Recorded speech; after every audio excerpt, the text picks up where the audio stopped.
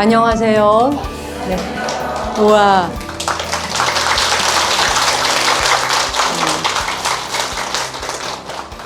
며칠 전이 부처님 오신 날이라서 많이들 다녀가셨기 때문에 오늘은 그냥 뭐 조촐하게 동네에 있는 분들만 오시려나 했더니 그게 아니네요. 이 싱잉볼, 이게 히말라야에서 그 수행하시는 스님들이 직접 손으로 두드려서 만든 거예요. 그러니까 이게 CD 깎듯이 기계로 깎아서 만들면 소리가 이렇게 오래 번지지 않거든요. 근데 이거를 다 우리나라에 왜 방자 있잖아요. 안성에 유기, 그죠? 녹그릇 써보셨어요? 써보셨죠? 무겁고. 옛날엔 이게 아마 음식 담고 하는데 가장 좋았던 모양이에요. 예, 그런데 주부들 팔 다 나가요, 어깨. 우리도 이거 행자 때, 사민이 때 이런 그릇 썼어요. 어른 스님들 수저까지도 다 이 동으로 만들어진 거라 많이 무거웠던 기억이 납니다. 그런데 이제 너무 좋았던 것은 이제 행자니까 연불을 배워야 되잖아요. 그러니까 이제 일은 일대로 해야지. 예불 끝나고 청소하고 일해야 되지. 심부름 가야지. 시장 가야지. 뭐 하면서 그 사이사이에, 그러니까 연불하는 시간을 따로 주지 않았어요. 그러니까 일하는 중에 알아서 외워야 돼요. 그러면 이제 그 다음날 새벽 예불 끝나고 나면 이제 은사스님 앞에서 강을 바치거든요. 그 암기한 거. 예. 그 암기한 거 이제 강을 바쳐야 되니까 연습을 해야 되니까 어떻게 돼요? 젓가락하고 국그릇 하나 딱 들고, 그냥 국그릇이 종이지. 그래서 이제 그 종 가지고 이 젓가락이 없네. 예. 그래서 이제 그걸 손에다 이렇게 딱 들고 그걸 이제 악기 삼아서 연불 연습하는 거예요. 그래가지고 이제 저녁 예불을 만약에 한다 그러면 따당 이렇게 따당 땅 이렇게 하면 막 울리지. 근데 새벽 예불 그 종칠 적에는 이렇게 이제 거들망이라 그래요. 신호를 주는 거죠. 그냥 갑자기 팍 치면 다 놀래니까. 거들망을 주고 거들망 치고 나서 이제 이렇게 당당당당.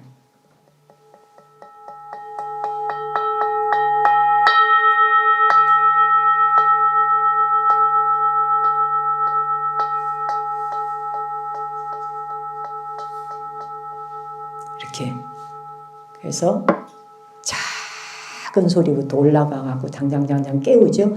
다시 낮은 소리로 이제 내려와. 이걸 3번을 해요. 예. 3번 올라갔다 내려갔다 올라갔다 내려갔다 다 연습을 하고, 그러고서 이제 땅 치고 나서 이제 새벽 예불, 그 종성이 시작되는 거지. 그 이제 담당자가 있잖아요. 그 도량석, 목탁 들고 도량을 한 바퀴 돌면서 도량의 모든 중생들에게 부처님의 가르침을 전하면서 새벽을 깨우는 거죠.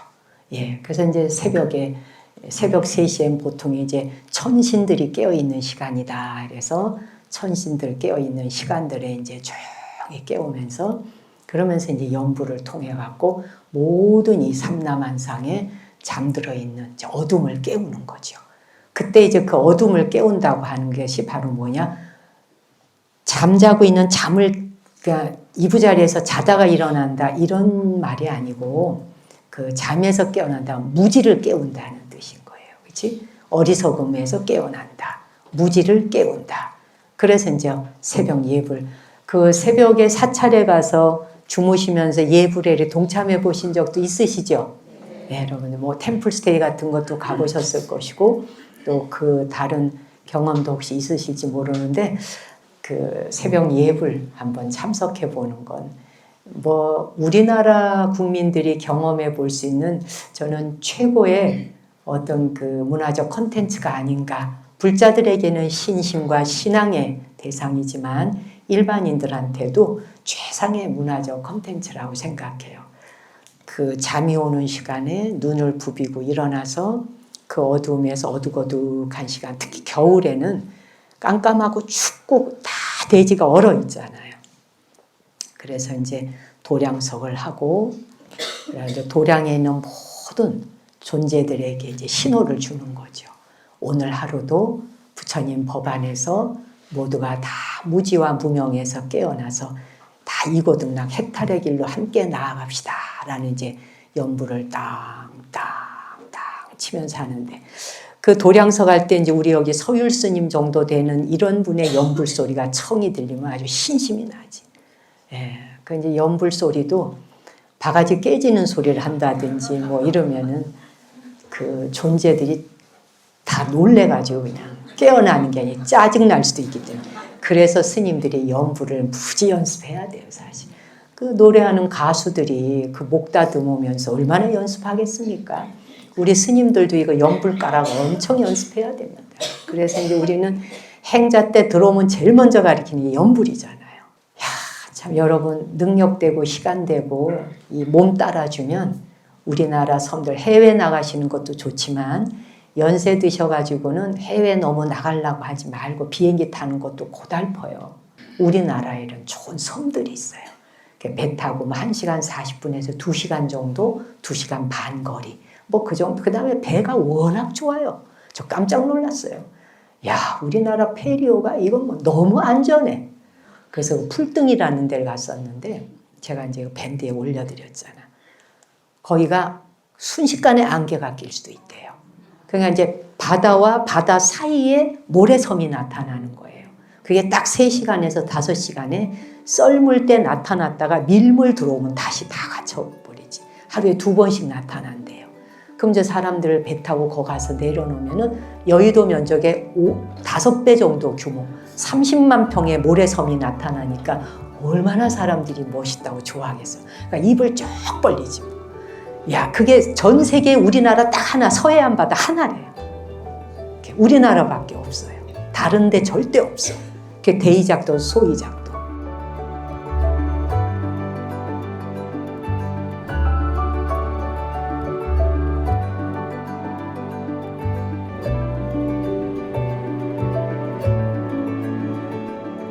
풀등이라고 하는 모래섬이 몇 시간 잠깐 나타났다가 다시 밀물대에 갇혀지는데 너무 넓으니까 사람들이 내려놓으면 모래를 향해서 막 걸어가는 거야. 막 사진 찍으면서 너무 좋으니까. 그럼 팀에서 떨어지게 되지. 떨어져 가는데 그러는 사이에 안개가 살짝 끼면 사람이 안 보인대. 안개가 끼는.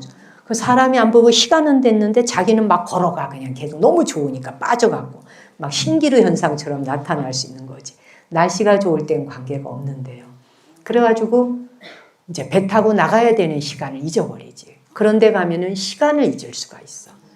그래가지고 오래전에 사고가 난 적도 있대요. 그 이제 이토록 놀라운 세계라고 하는 그 말레이시아계의 미국인인데 영국인인데 참 그분이 쓴 책이 이런 두꺼운 책에서 며칠 전에 주문을 해서 지금 읽어 나가고 있는 중이야. 너무 재밌어요. 내가 딱 2가지만 얘기해 줄게. 거기 나온 사례 중에.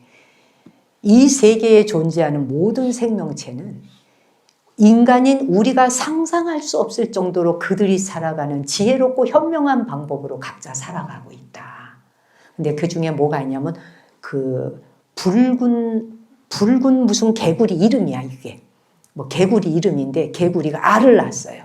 그럼 개구리가 왜 알 낳으면은 그 연어알 알죠? 그런 식의 알을 팍 나누면 이만큼 무대기로 낳잖아요.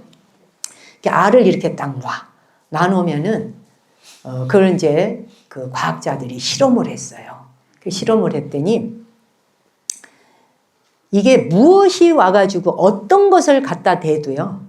그 얘네들이 그냥 가만히 있어. 알들이. 그런데 뱀이 와가지고 탁 그걸 물어 뜯잖아요. 그 알 먹으려고. 알이 다 단백질 덩어리니까. 그래서 알 먹어보겠다고 뱀이 와서 착 접근을 하면은 세상에 이것들이 뱀이 접근하는 순간 갑자기 눈이 생기고 꼬리가 생겨. 눈과 꼬리가 생겨갖고 팍팍팍팍 해갖고는 알마다 다 해가지고 올챙이가 다 나와. 팍팍팍팍 도망을 가. 진짜 귀신 고칼 노릇에 놀래 자빠져. 아직 지금 그냥 미숙한 거 아니에요. 지금 잘하지도 않았어요. 나올 때도 아니에요. 일주일 뒤에 나와야 돼요. 이거 2, 3일밖에 안 된 것들이 그래서 여러 가지를 테스트를 했는데 다른 거는 아무리 갖다 대도 소용없어. 그냥 다 안전해. 유일하게 뱀만. 그러니까 뱀이라고 하는 것이 오는 순간 촉각을 바로 하는 거야. 촉감을. 그냥 알아차리는 순간 그 많은 모든 알들이 눈꼬리가 딱 생겨갖고 올챙이 같아서 팍팍팍팍팍 해갖고 막 도망가는 것도 그냥 순식간에 달아나. 그냥 순식간에. 뱀이 먹을 여가가 없어 그냥. 야, 정말 이게 생존 전략이거든요. 그러니 보세요. 인간이 그런 정도 능력 갖고 있나? 아니거든. 애를 낳는데 뱀이 왔어. 잡아 맥히지. 안 그래요? 와, 그러니까 이 올챙이적 생각 못하네 어쩌냐는데 개구리 한 마리도 지나가시면 제가 항상 그러잖아. 그냥 개구리도 보면 아유 개구리 안녕하세요. 제가 많은 걸 배웁니다. 그저 항상 겸손하라. 하염없이 겸손해야 돼. 우리는 그냥 아는 게 없어요. 우리가. 안 그래요? 그래서 부처님께서 그대가 오늘 알고 있는 것을 안다고 생각하지 말고 유보하라. 내가 알고 있는 걸 온전히 다 알았고 빼도 박도 못하는 그것이 완전한 것이요 라고 믿을 신념은 세상에 없다. 진리 외에는. 재행이 무상하다는 진리와 제법이 무하라고 하는 진리, 이것은 절대 불변이지만, 그렇죠? 그 나머지는 전부 다 변하는 것이다. 그대가 그 어떤 신념을 가지고 있었다 해도 친정집에서 배워왔던 신념이나 시댁에서 배워오는 신념이 같지 않잖아요. 서로 다른 신념 체계가 서로 어떻게 어우러져 갈 것이냐, 어떻게 흡수하고 어떻게 배워갈 것이냐. 우리가 인간으로 온 이유가 뭐겠어요? 인간의 다양한 종류를 통해서 이 다양한 사람들에게서 내가 그들에게 무엇을 배울 것인가를 하염없이 생각해야 되는 거예요. 이 승속을 막론하고 스님네라고 완전체가 아니고 불자라고 완전체가 아닌데 스님들도 하염없이 신도님들에게 낮추어야 되고 낮은 자세로 배워야 되고 우리가 승복 입었다고 뭐 유식해요, 뭐 우리가 똑똑하기래요, 더 많기래요. 나 같은 사람한테 수학자 갖다 대보라지 깨갱이야 그냥. 숫자 하나도 제대로 못 세는 내가 뭔 것다 대고 큰 소리를 할 게 있겠어요. 거기다 뭐 음악 세계, 뭐 미술 세계, 뭐 각 전문가 세계, 컴퓨터 세계, 게임 세계. 게임 잘하는 사람 나한테 갖다 놓고 말해보라지. 나는 게임 깨도 모르는데 무슨 할 말이 있겠냐는 거지. 그렇죠? 하염없이 배워야 되는 거예요. 자기가 알고 있는 한 단계의 고고알량한 것이 마치 전 세계를 다 한 것처럼 생각한다. 이것처럼 교만이 어디 있고 이것처럼 오만함이 어디 있겠는가. 그래서 부처님이 그대가 오늘 알고 있는 것조차도 완전히 아는 거라고 생각지 말고 유보하라. 사람에 대해서도 그렇다는 거야. 사람에 대해서도 내가 누군가를 딱 봤는데 그 사람의 첫 인상이 너무 마음에 안 들어.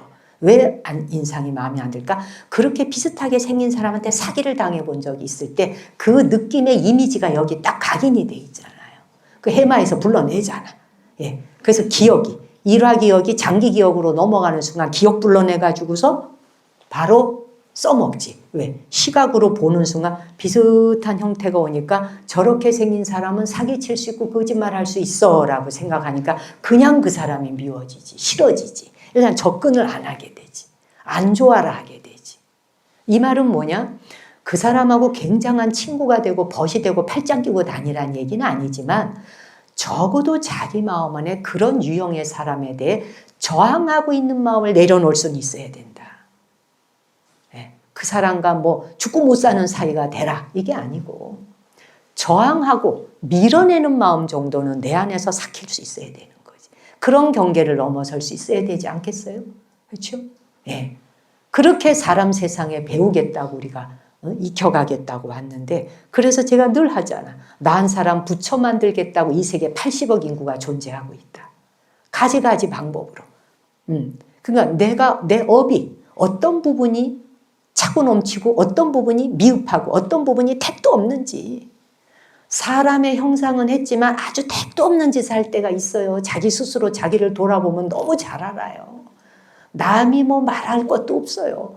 자기가 얼마나 시기심이 있고 질투심이 있고 엉망진창으로 살고 자기 내면을 들여다보면 스스로가 그냥 얼마나 형편없는 사람인지를 볼 때가 있죠. 그렇다고 해서 자기를 욕하고 막 그러라는 거 아니에요. 그러라는 게 아니라 아 이런 면이 내가 성숙하지 않았구나. 이런 면이 내가 아직 익숙하지 않네. 뭐 올림픽 한 번만 나가려고 해도 4년을 엄청난 훈련을 하면서 근육 단련을 해야 되잖아요. 그것처럼 업 하나 다루는데도 얼마나 많은 내가 훈련을 해야 그거 하나를 내가 접수받을 수 있겠느냐는 거지. 그래서 누군가에 대해서 내가 가졌던 생각과 판단이 영원불변이 아니라고 하는 거, 이게 진리인 거죠. 그래서 그런 순간에 그런 생각을 했지만 잠시 유보해 두자는 거죠. 그걸로 낙인 찍어 놓는 게 아니라, 낙인 찍어 놓으면 어떻게 돼? 그 우주를 나는 잃어버리게 되는 거예요. 네. 법성 원흉이 무이상이고 제법 부동이, 그지? 제법 부동 본래적이라 그랬잖아. 그렇죠? 무념 무상 절일체라 그랬잖아요. 일즉일체 다즉일이고 일미진중이 함시방이라 했고, 예. 하나 속에 모든 것을 담지만 하나의 물방울 속에 전체의 바다가 담기는 것과 같이 담아내지 못할 게 없어. 그 말은 뭐냐면 내가 이 사람 아니야 라고 밀어내고 난 뒤에는, 밀어내고 나면 그 우주는 나한테서 하나 떨어진 채 미아처럼 헤매고 있는 거지. 얘가 나한테 접수될 때까지. 선업도 악업도 다 떠나는 그날, 선업도 악업도 다 떠나는 그날, 그 안에 무슨 업이 있겠는가. 붓다가 그걸 완성하신 분이잖아요. 안 그래요, 여러분? 그래서 여러분에게도 좋은 사람이 있고 싫은 사람이 있고 미운 사람이 있을 거예요. 욕망하면서 당기는 존재가 있고 저항하면서 밀어내는 존재가 있을 거예요. 심지어 자식과 부부 사이에도.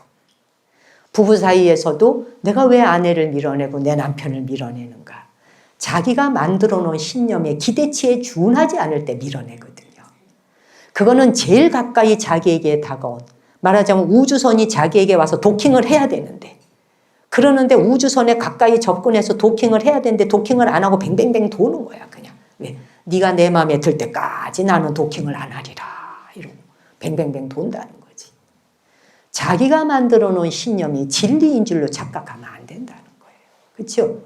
영원불변인 줄로 생각하면 누가 상처를 줄 사람은 세상에 없어요. 내가 스스로 상처를 입어요. 왜 그럴까요? 자기가 만들어 놓은 기대와 자기가 만들어 놓은 신념이 그런 상처를 만들더라고요. 마치 한 번도 사랑하지 않은 듯 사랑하라, 이런 말이 있더군요. 단 한 번도 사랑한 적이 없는 듯 사랑하라.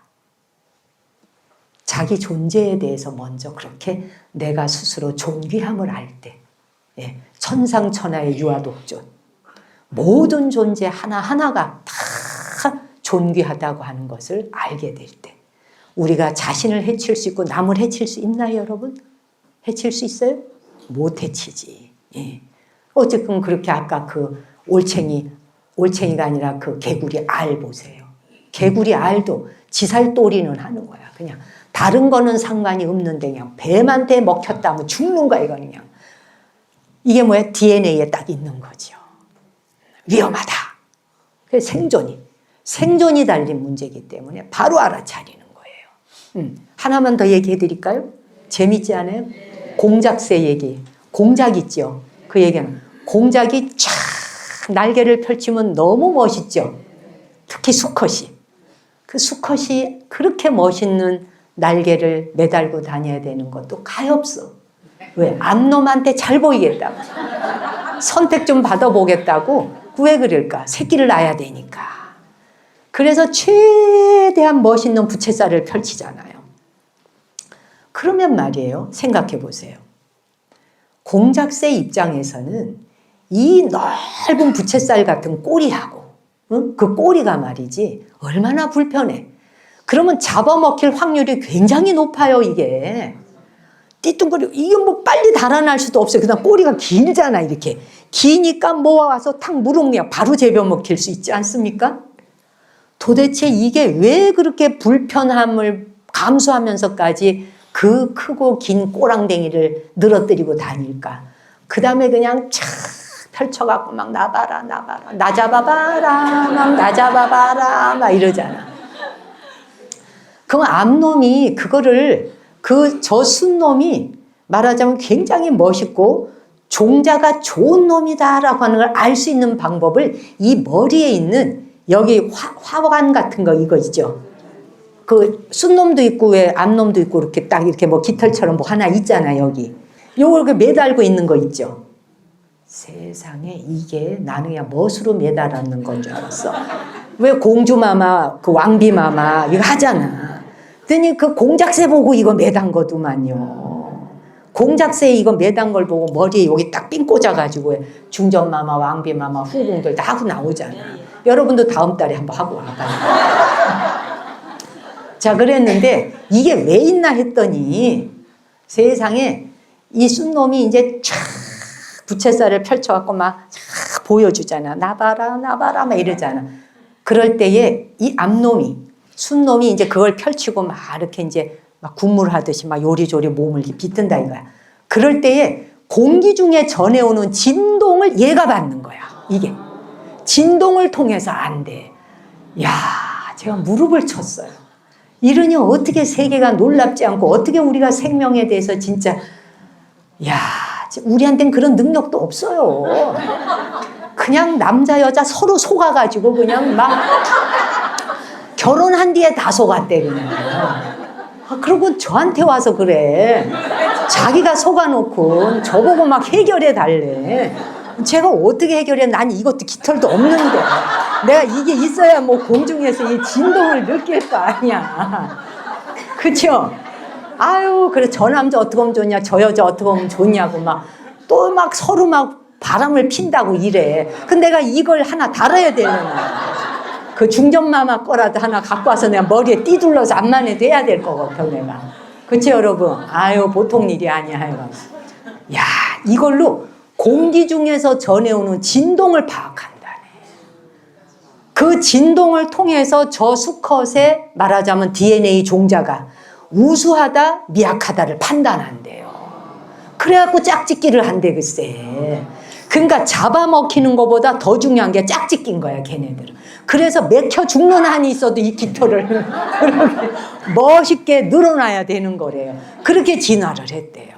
그러니까 죽는 게 문제가 아니라 새끼를 못 낳으면 안 돼요. 번식 때문에. 이 번식을 해야 되는 것이 더 우선이래요. 그래서 그렇게 이 날개를 펼치고 그렇게 춤을 추고 이런다네. 세상에 놀랍죠 여러분? 야, 이 얘기를 들으니 또 좀 열이 나지. 또 한번 문 열어보자. 왜냐하면 우리 인간이 이렇게 너무 보잘것없어요. 아우 여기까지 그치요? 사람도 그래요. 우리 인간도 왜 이렇게 돈 많잖아 부자. 그 다음 멋있게 막 차리고 다니. 이게 다 뭐냐 하면 생존 전략이래. 돈이 많은 사람들이 좋은 차 타고 다니잖아요. 그러면 저 사람은 좀 있구나. 그러니까 좀 부자로 살고 저만큼 잘 살만하니까 저 DNA 괜찮겠구나. 이렇게 해서 거기에 그냥 확 뒤집어진다는 거지. 그러니까 그것에 DNA 좋은 줄 알고 뒤집어졌다가 어떻게 돼? 그래서 이제 결혼하고 나더니 홀딱 속았수다. 폭삭 속았수다는 고마웠고 감사한 거라며요. 이건 홀딱 속았수다야. 그런 경우 있죠. 그러니까 인간은 이 동물들보다도 더 못한 거야 어떤 면에. 얘네들은 이거 갖고 그냥 탁 공기 중에 진동을 딱 해서 이거 종자 괜찮다. 그러면 딱 짝짓기를 한다는 거죠. 이제 드리고 싶은 말씀은 그 어떤 생명 하나에 대해서도 우리가 교만할 수 있는 게 없더라. 항상 겸허하게 살아야 되는구나. 나를 뭐 낮추라. 나 스스로 자존감을 낮춰라 이 말이 아니에요. 그렇죠? 나 스스로 자존감이 낮아질 리가 없죠. 예. 내가 스스로 귀하듯 다른 생명도 귀하구나 하는 거를 천상천하의 유아 독존을 아는 순간 우리가 어떻게 나를 해치고 타인을 해칠 수 있겠냐. 다른 생명을 못 해친다는 거지. 하물며 이 나라의 산과 강과 세계 갖고 어디를 나가도 아름다운 곳에 여행 가서 쓰레기를 버리고 온다? 아무데나 대고 담뱃재를 그냥 그 바위 틈바구니에다 끼워 넣어갖고 쑤셔 박아놓고 온다? 이런 행동이 나올 수가 있을까? 그 바다에 살고 있는 무생명들의 삶을 생각한다면 이 물이 얼마나 청정해야 되는가를 한 번만 생각하면 청정한 바다가 있음으로써 많은 생명이 의지에 살고 있는데 이 아름다운 바다가 없다면 우리가 어디에 의지해서 살 수 있겠는가? 이 많은 태양계의 행성 중에서 유일하게 생명체가 살 만한 지름이라든지 이 지구의 크기, 덩치, 이곳에 있는 모든 존재하는 것들, 이 모든 것들이 다 생명이 살 수 있도록 허락되어진 유일한 이 지구 행성에, 이 아름다운 곳에 와서 잠시 의지에 사는 우리가 이걸 그렇게 함부로 그렇게 해쳐도 되나? 이걸 한 번은 물어보자는 거지. 제가 우리 부처님 오신 날에 우리가 요번에 이제 작은 사랑을 통해서 들어왔던 성금, 그죠? 서울대학교 병원에 아픈 어린이 애들 20명에게 치료비 8천만 원 전달하고, 그리고 이제 주지를 살고 있지 않은 스님들, 승가에 선방 다니시고 이러는 스님들이 이제 경제적으로 형편이 어려운 분이 많아요. 또 거기다 스님들은 의료보험 혜택이 되는 것도 아니에요. 우리가 그런 게 이제 와서 조금 종단에서 뭘 하고 있는데, 그런 부분에 대해서 우리가 전국의 스님들에게 뭐 그런 게 혜택이 되어 있지 않아요. 스님들은 보장이라는 게 없어요. 우리는 뭐 월급이라는 걸 받아본 역사가 없이 살아왔고, 그냥 다 보시야, 그냥. 무주장 보시로. 이제 와서 이제 세대가 달라지니까, 세대가 달라지고 이제는 젊은 스님들도 다 공부 배우고 들어오고 이러다 보니까 사회의 법을 따라서 스님들한테도 소임을 잘못 일정 기간 소임비가 나간다든지 이런 게 책정된 게 얼마 되지도 않아요. 어쨌든 이제 그래서 스님들이 수술을 하고 싶어도 돈이 없어서 무릎 수술, 허리 수술 못 하는 분들이 계세요. 그래서 이제 저랑 같이 제가 병원 만들었다 그랬잖아요. 분당에 TK 정형외과. 거기에 이제 승가 스님들 의료 지원비로 1년에 이제 6천만 원씩 지원을 하고 있죠. 요번에도 3천만 원 지원했고, 그걸로 스님들이 한 10몇 분 수술을 하셨죠. 그리고 동국대학교 병원에도 제가 그때 작은 사랑에 들어온 후원금을 1억을 후원을 함으로 해서 많은 스님들이 그쪽에서 급한 수술을 하시도록, 그래서 링림포체 스님도 거기 오셔서 수술을 하시게 됐다. 그걸 제가 부처님 오신 날 여러분께 발표를 했습니다. 그래서 승가 의료 지원비 또 그렇게 3천만 원 나가고, 그리고 요번에 산불 피해 입으셨던 의성 지역과 안동 지역에 집이 전소된 분들 86세대를 뽑아가지고 1억 3천만 원 전달을 하게 됐잖아요. 그래서 요번에 부처님 오신 날 하루에만 2억 4,650만 원을 우리가 후원금으로 드릴 수 있었고, 미얀마 지진으로 인해서 미얀마가 완전 난리가 났잖아요. 다음 달에는 제가 미얀마 지진과 관련해서 지진에 대한 얘기를 한번 할게요. 이런 우리가 자연 기후변화에 대한 이야기도 알아야 돼요. 기후변화와 이런 지진은 어느 나라든지 올 수가 있는 것이어서, 그래서 이제 미얀마 지진 나서 만달레이에 사찰 4곳이 지진으로 다 무너진 절. 그 중에 이제 한 절이 샤카디타 사원이 300명씩 거기는 비군이라는 개념은 없어요. 여성 수도자들은 있는데 그분들을 교육하는 절인데, 그곳이 그냥 무너지면서 스님 6명과 신도 3분이 그대로 건물에 깔려서 돌아가시게 됐거든요. 그래서 그 미얀마 스님이 우리나라 한국어를 가리키는 향덕 스님이라고 미얀마 스님이에요. 그분을 통해서 4곳에 500만 원씩 해서 2천만 원, 지진 난 곳에 또 이제 후원금이 나갔어요. 이제 이달 안에 또 나가야 될 게 있어요. 산불 피해로 다른 종단. 제가 도와준 사찰은 거기가 다 조계종단만 산불 피해 본 곳을 다 협조를 했는데, 태고종, 천태종, 법화종 뭐 이런 종들, 다른 종파의 스님들의 사원이 또 뭐 불에 탄 경우가 있더라고요. 그런데 그분들은 조직이 워낙 규모가 미미하다 보니까 협조를 받을 길이 없대요. 작은 사랑에 마침 많은 분들이 또 후원금을 넣어주신 게 있어서 그걸로 우선 급한 대로 그분들에게 치료비와 또 절을 다시 일구는데, 절 다시 일구는 비용은 안 될지 모르나 우선 생활비라도 있어야 필수품을 구하실 수가 있잖아요. 그래서 그거 지금 하려고 연락하고 있는 중이에요. 그분들에게 여러분들께서 다 후원금을 내주시니까 저는 그 심부름을 또 잘해야 되지 않겠습니까? 심부름 사고가 나면 안 되는 거예요. 저는 유일하게 한 번도 내가 심부름 사고를 안 낸 사람. 그거 하나로 제가 수행해 온 사람이에요. 내가 돈 갖고 내 사고는 안 친다. 제가 이제 그 원칙 하나로 지금 오고 있는 거예요. 그랬더니 이것만 하고 마무리하겠습니다. 그래서 이번에 처음으로 작은 사랑 아픈 어린이 서울대학병원에서 추천받은 20세대에게 400만 원씩 8천만 원 전했잖아요. 그 부모님들이 윤화방송으로 그 감사의 인사를 보내왔어요. 그래서 보니까 거기에 정각사 정목스님께 해가지고 조미는 학생이 이번 겨울방학 끝자락 갑자기 급성백혈병이라는 병명과 함께 환자가 되어서 서울대학교 어린이병원에 특별생활하고 있는 저는 연우라고 합니다. 호연우? 조연우인데 학생입니다. 교수님의 추천으로 이렇게 큰 후원을 받게 되어 감사합니다. 저도 꼭 나와서 새 생명을 얻으면 부처님의 자비로운 은혜와 같이 봉사도 하고 받았던 것에 대한 감사하며 되돌려 줄 수 있는 삶을 꿈꾸며 살겠습니다. 부처님의 자비로운 은혜와 불심으로 꼭 완치를 바라며 진흙 속에서 피어나는 연꽃처럼 힘들지만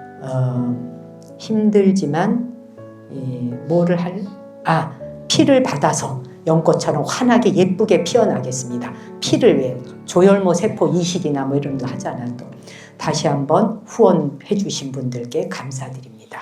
요런 이제 게 왔고요. 그 다음에 주예준이라고 하는 주예준의 이제 어머니가 보내온 거예요. 예준이를 도왔는데 이번에 도움 주셔서 정말 감사합니다. 이 힘든 와중에 정말 큰 도움이 되었습니다. 좋은 기운 얻어서 열심히 살아가겠습니다. 그리고 장윤슬 어머니도 얼굴도 모르는 누군가에게 스님 말씀처럼 묻지도 따지지도 않으시고 도움이 필요한 우리 윤슬이를 비롯해서 아픈 환아들을 위해 이렇게 큰 사랑과 나눔을 주셔서 너무 큰 감사드립니다. 우리 가족 또한 이번에 참석해서 스님과 사찰의 스님들 그리고 후원해 주신 분들의 정성 가득한 기도와 응원 마음을 간직하고 윤슬이 완치 소식 꼭 전할 수 있도록 하겠습니다. 또한 받은 사랑 누군가에게 우리 또한 사랑과 나눔으로 갚을 수 있도록 열심히 살겠습니다. 예, 그 조연우 아버지 아까 이 연우 학생이 보낸 거 있고 연우 아버지가 이런 뜻깊은 행사에 같이 할 수 있게 되어 너무 감사드려요. 마음을 위로해 주시는 스님 말씀 정말 잘 들었습니다. 그리고 많이 울었습니다. 아이의 간호 때문에 오랜 시간 참여하지 못해서 죄송합니다. 그러니까 늦게까지 있지 못하고 애 간병하려고 일찍 떠난 거 미안하다는 얘기예요. 구예니 아버지는 감사 인사를 어떻게 전해야 할까요? 감사합니다. 베풀어 주신 사랑에 아이도 예니이죠. 그리고 우리도 모두 기운 내겠습니다. 아이의 아픔으로 시작되었던 인연이라지만 앞으로 이 인연 지켜나가도록 하겠습니다.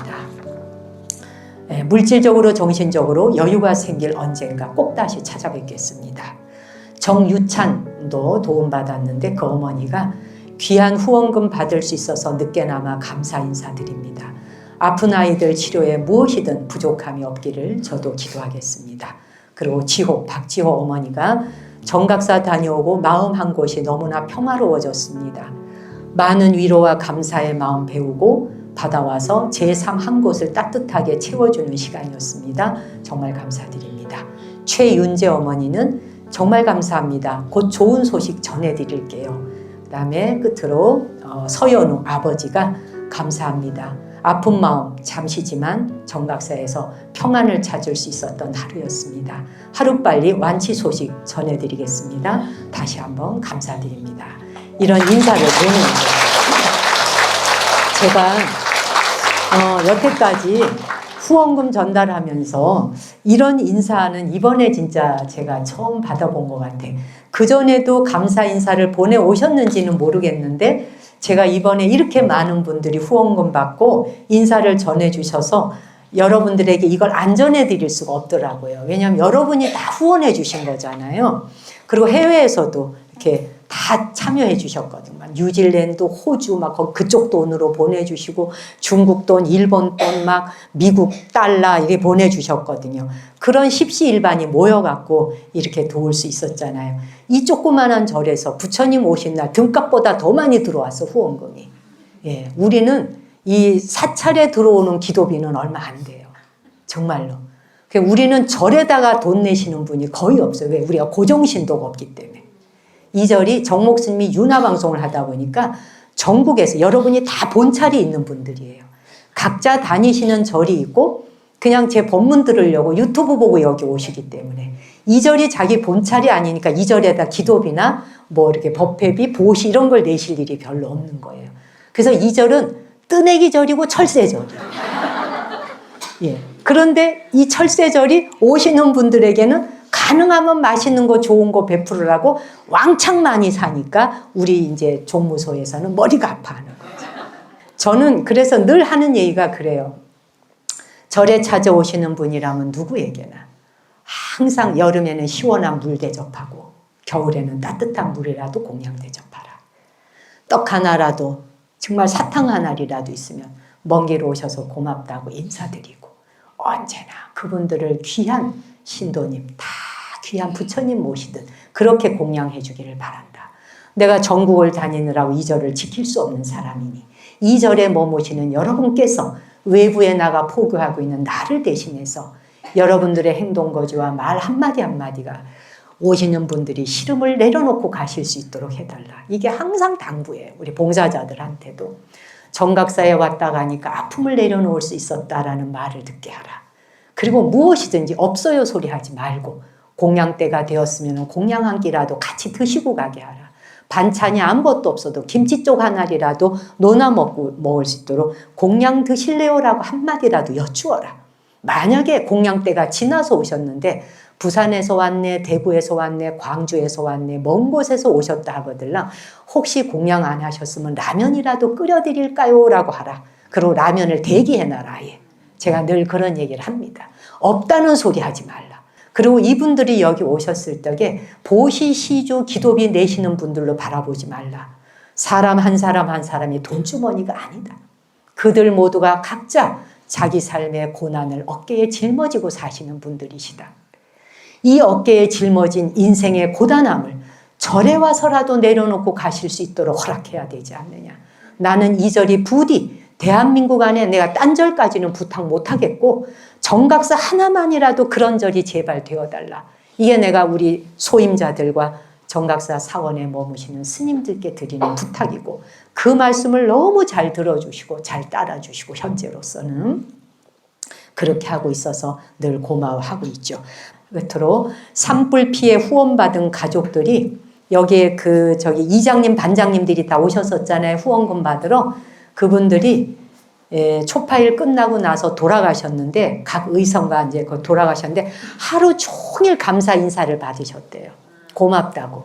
86세대에 우리가 후원금을 개인적으로 드렸으니까 그래서 하루 종일 전화를 받았다고 감사 인사 왔고 의성 단천명 구계리에 산불 피해자인데 보내주신 성금 너무 잘 받았고 큰 도움 주셔서 정말 인사드립니다. 오정학이라고 하는 분이.